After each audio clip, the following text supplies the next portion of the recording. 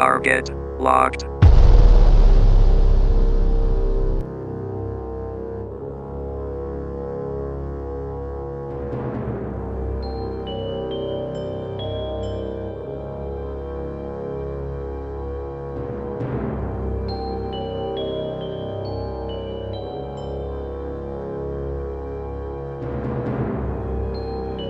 Hindi tayo pwede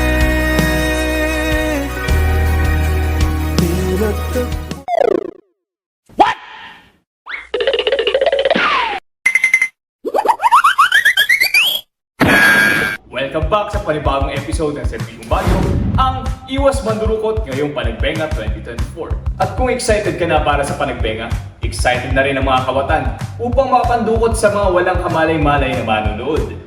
Kaya kung ikaw ay mamamasyal sa Panagbenga, narito ang mga tips upang ikaw ay makaiwas sa mga kawatan.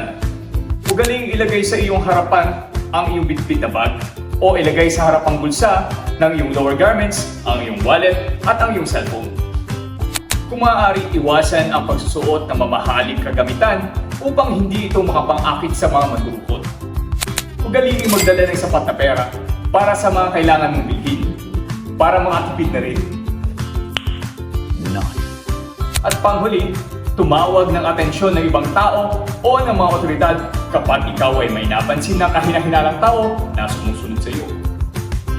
At kung hindi talaga naiwasan at ikaw ay natugutan, huwag kayo iiyak.